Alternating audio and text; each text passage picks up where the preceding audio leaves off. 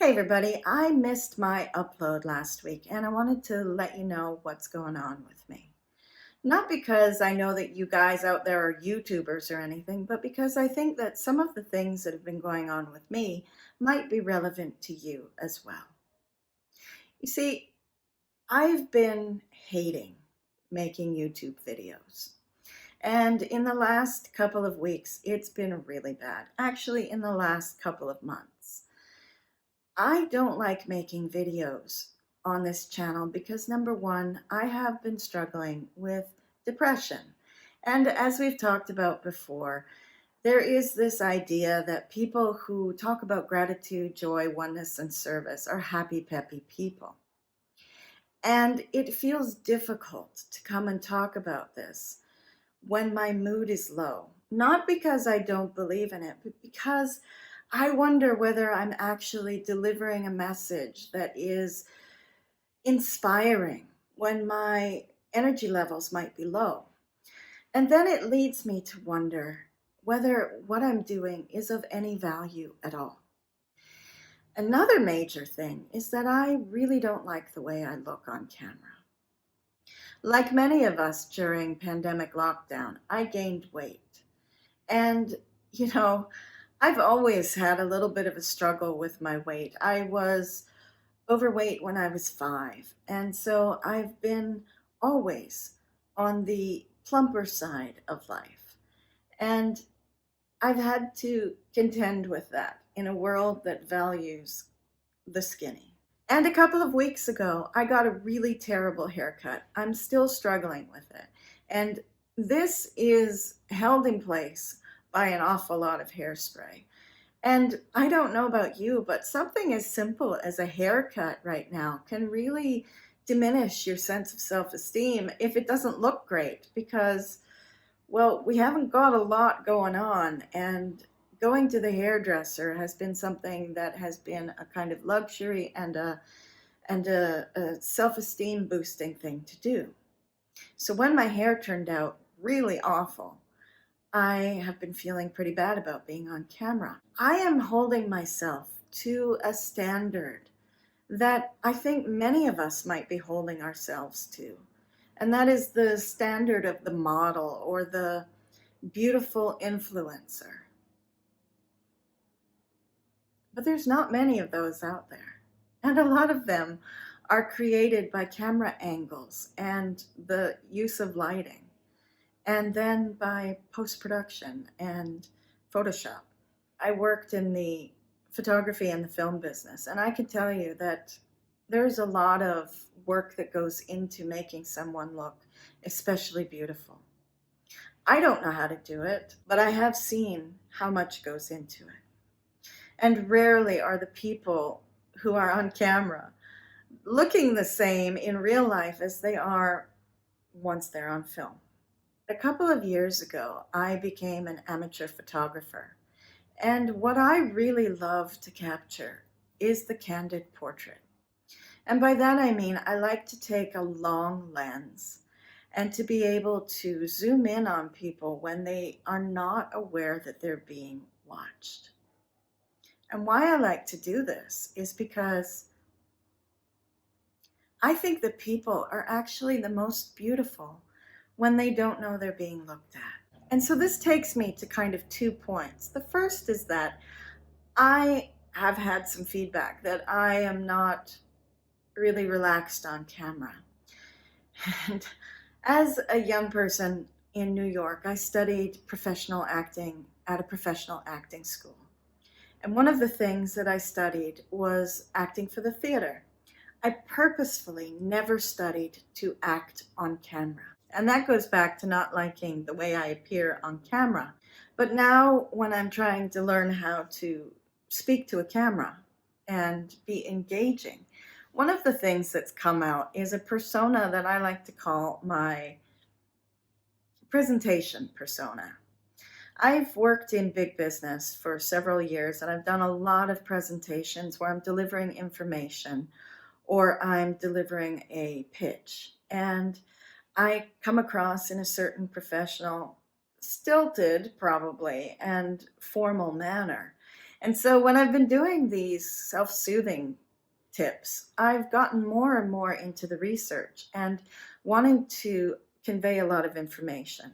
And so my presentation persona has been coming out. So I ask your forgiveness if it seems a little bit stilted, and I'll do my best to try to deliver information in a much more authentic, no, not authentic, I'm always authentic, but in a much more warm and engaging manner. As a photographer, the thing that I find beautiful about people is not their symmetry. It's not what we would consider conventionally beautiful in the magazines. What I find beautiful about people is their vulnerability and their imperfections.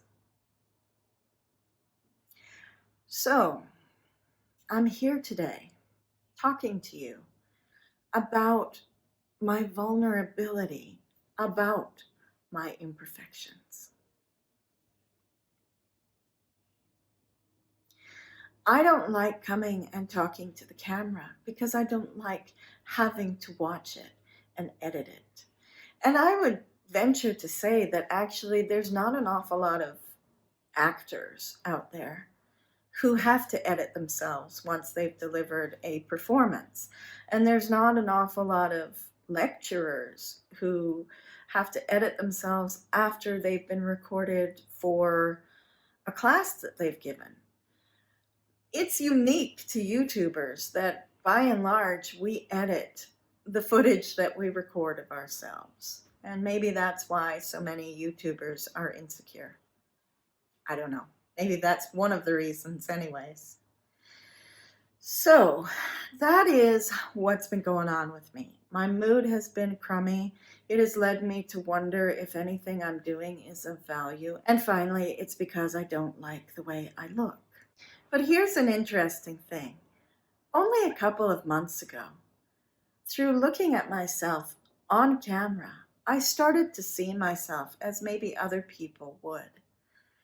And I was able to say, for the first time in my life, you are beautiful. And I really meant it. I really could see my beauty coming through. And you know, my mother was an incredibly beautiful woman. And why would I not have some of her features? So I can see that in myself. But I also feel that what makes me beautiful is so much more than this physical body.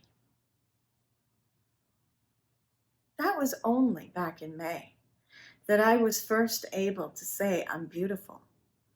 And then quickly in August and September, I started to feel like I was not attractive anymore and that I didn't want to see myself on camera and that nobody would want to see me on camera. So what changed? What changed between those two moments? To be honest with you, the only thing that changed is that 6 weeks ago I got a bad haircut. I haven't gained any more weight. I haven't lost any more weight. In fact, I've been working out, and so I feel better about my physical body. What has changed, however, is my perception. And so I looked into that a couple of days ago and I thought, is there some actual proven link between mood, self-esteem, and perception? And in fact, there is. I'm going to leave some links in the description box to some interesting articles that I found when I wanted to find out what is this connection between body image and self-esteem, mood, and perception. And it does seem to be a bit of a tangled ball of yarn that impacts one on another. Barbara Fredrickson at the University of North Carolina first looked at how mood impacts perception, and she found that those who were happy had a broader view and were more creative in their thinking. Researchers in Ghent, Belgium, took this a little bit further and found that those who were happy were able to exercise cognitive control and have a choice over whether to focus on the smaller details and their inner workings of their mind And sometimes it's important to do that, to focus on a project, for example, or whether they were able to take a broader view and see all of the wonderful things that existed outside of themselves. They found that those who were unhappy, those who were suffering a depression of their mood, lost that ability to make the choice. And instead, they were focusing inward. And when their mood was low, of course, that meant that they were focusing on their negative thoughts and their negative feelings and all the problems in their life. And they weren't able to look outward at what was good outside of themselves. Within the articles that I will link below, there was research that said that for those who have low self esteem, it was harder to boost their mood. And so I would direct you back to the self soothing tip on love, where we talk about self love and self esteem, even though it's difficult when we're feeling low. Having the regular practice of gratitude, looking for joy, experiencing and remembering those moments of oneness, and being of service to others. This regular practice that we make habitual helps us to get out of those negative moods and to exercise some control so that we are not always ruminating. And in fact, it may even build our self esteem to know that others are doing things for us that maybe we didn't do anything to deserve, and that we can give back to the world. So I thank you for sticking with me today and indulging me while we have this conversation about what's been going on with me, because I suspect that in 2020, with everything that is on top of us, our moods are being affected, and that is affecting our perception. So if we can start to unravel that ball of wool and find a way in, we can have more control over our perception. I hope that it has helped somebody out there to know what I've been going through. For what are you most grateful today?